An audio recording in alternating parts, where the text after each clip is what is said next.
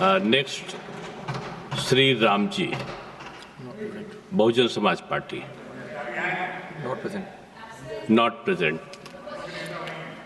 Shri Sanjay Seth, 10 minutes. धन्यवाद sir. आज मैं इस ऐतिहासिक बजट के समर्थन में खड़ा हुआ हूं। ये बजट केवल आर्थिक प्रगति का मार्ग नहीं तय कर रहा है, बल्कि देश के उज्जवल भविष्य को ही नींव भी रख रहा है। मैं इस बजट को प्रस्तुत करने के लिए अपनी वित्त मंत्री माननीय निर्मला सीतारमण जी का बधाई देता हूं, क्योंकि उन्होंने 8वीं बार लगातार इसको बजट पेश करके एक नया कीर्तिमान स्थापित किया है। सर, इस बार का बजट जो है वो 50,65,000 करोड़ रुपए का है, जो पिछली बजट की तुलना में 7.4% अधिक है। उपसभापति जी, माननीय प्रधानमंत्री जी ने देश की रक्षा के लिए विशेष ध्यान देते हुए 6,81,000 करोड़ रुपए का इस बजट में रखे हैं।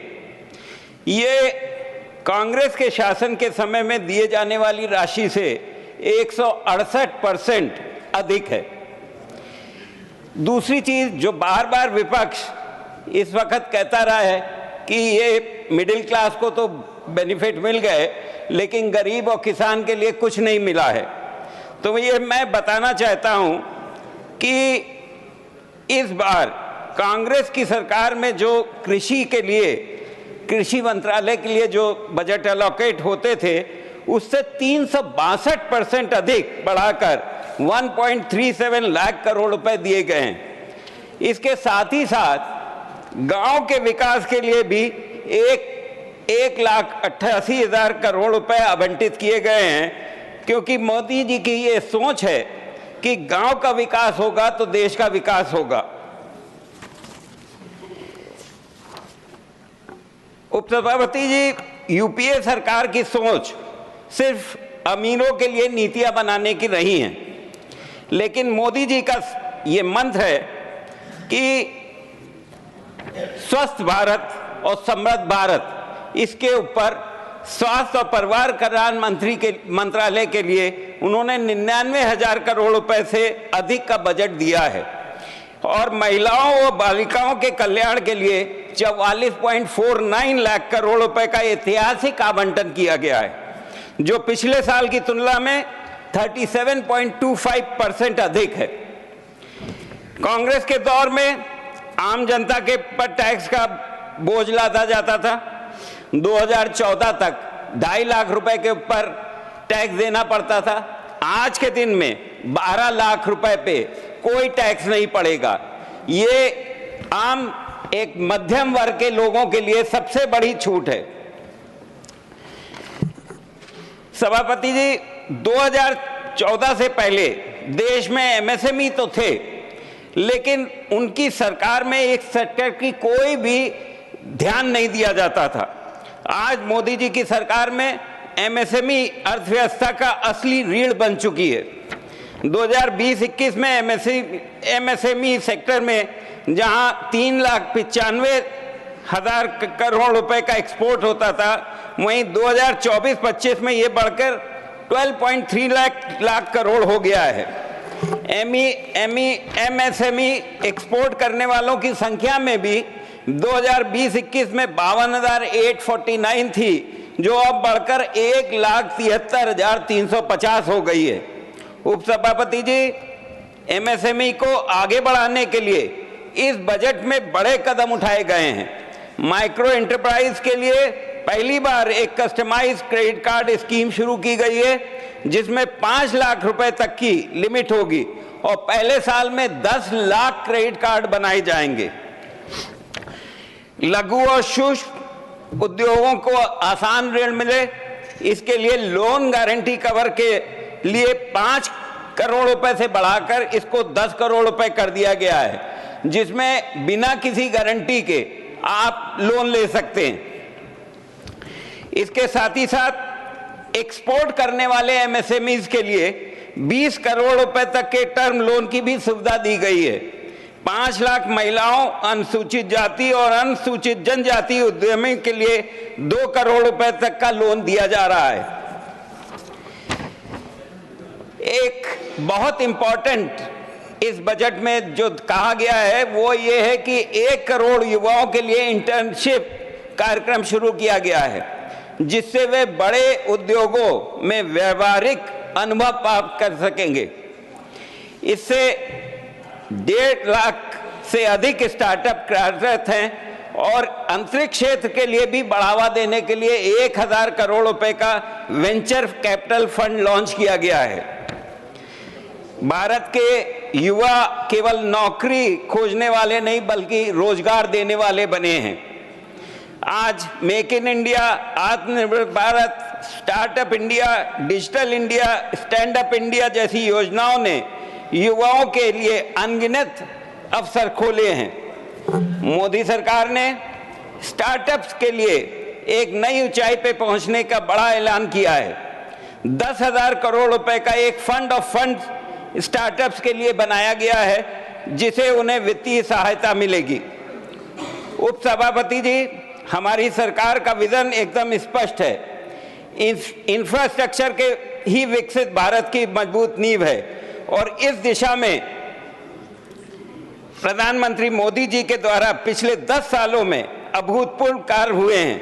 भारत का राष्ट्रीय राजमार्ग नेटवर्क 2004 में 65,569 किलोमीटर था, जो 2014 में 91,287 किलोमीटर हुआ और अब 2024 में 1,46,145 किलोमीटर तक पहुंच गया है। यूनियन बजट में घर खरीदने वालों के लिए भी बहुत बड़ी छूट दी गई है। 2 सेल्फ ऑक्युपाइड घरों पे एनुअल वैल्यू 0 रहेगी और दूसरे घर पे कोई टैक्स नहीं देना पड़ेगा। ये उन लोगों के लिए राहत है जो एक दूसरा घर खरीदना चाहते थे। होम लोन्स में भी काफी बड़ी छूट हुई है। आरबीआई ने अभी 25 बीपीएस की कटौती की है, जिससे 20 साल के लोन की अवधि में की ईएमआई पर 1.8% की कमी आएगी। इससे मध्यम वर्ग के लोगों के लिए लोन का बोझ हल्का होगा। प्रधानमंत्री आवास योजना के विस्तार करते हुए 3 करोड़ परिवारों को इसका लाभ मिलेगा। इसके लिए सरकार ने 5,36,000 करोड़ रुपए का अतिरिक्त आवंटन किया है। ये उपसभापति जी, मैं उत्तर प्रदेश से आता हूं और आज वहां केंद्र डबल इंजन की सरकार है और इसके चलते केंद्र सरकार से अभूतपूर्व सहयोग मिल रहा है, जिससे राज्य की आर्थिक और बुनियादी ढांचे की विकास गति तेज हो रही है। वित्त वर्ष 2025-26 में यूपी को केंद्रीय करों से 2,55,000 करोड़ रुपए का आवंटन किया गया है, जो प्रदेश के विकास के लिए एक बड़ी वित्तीय सहायता है। केंद्र की 50 वर्षीय ब्याज मुक्त ऋण योजना के तहत यूपी को अब तक 10,795 करोड़ रुपए मिले हैं। यूपी को केंद्र सहायतित योजनाओं के लगभग 87,000 करोड़ रुपए तथा अन्य केंद्रीय योजनाओं में 13,000 करोड़ रुपए मिलने का अनुमान है, जबकि केंद्रीय वित्त आयोग से भी 10,000 करोड़ रुपए उत्तर प्रदेश को मिलेंगे। 2024-25 के बजट में यूपी को 3,61,000 करोड़ रुपए मिले थे, जबकि इस बार इसको बढ़ाकर 4 लाख करोड़ रुपए से अधिक कर दिया गया है, जिससे प्रदेश में इंफ्रास्ट्रक्चर, रोजगार और सामाजिक कल्याण को बढ़ावा मिलेगा। उत्तर प्रदेश में 96 राष्ट्रीय राजमार्ग परियोजनाओं पे काम जारी है, जिनकी कुल लंबाई 2600 किलोमीटर होगी। वहां पे आज एक्सप्रेसवेज का जाल बिछ रहा है। वहां पे आज पूर्वांचल एक्सप्रेसवे बना है, वहां पे एक गंगा एक्सप्रेसवे बन रहा है। इसी तरीके से जेवर एयरपोर्ट हमारे यहाँ का एशिया का सबसे बड़ा एयरपोर्ट बन रहा है। ये 1334 हेक्टेयर क्षेत्र में फैला हुआ है और पहले चरण में 1,01,590 स्क्वायर मीटर टर्मिनल होगा और 3.9 किलोमीटर का रनवे होगा। राज्य को मिलने वाली केंद्रीय सहायता और बजट आवंटन में भारी वृद्धि हुई है, जिससे यूपी देश का सबसे तेजी से विकसित होता राज्य बन गया है। ये डबल इंजन की सरकार का प्रभाव है कि आज उत्तर प्रदेश एक नए युग में प्रवेश कर रहा है, जहां बुनियादी ढांचे, कनेक्टिविटी और औद्योगिकीकरण में क्रांतिकारी बदलाव आ रहे हैं और उत्तर प्रदेश में निवेशक यूपी के अंदर करोड़ों, लाखों करोड़ों रुपए का निवेश करने के लिए आ रहे हैं। इसी के साथ मैं उपसभापति जी इस बजट का पूर्ण समर्थन करते हुए अपनी बात समाप्त करता हूं। धन्यवाद। नेक्स्ट श्री संतोष कुमार।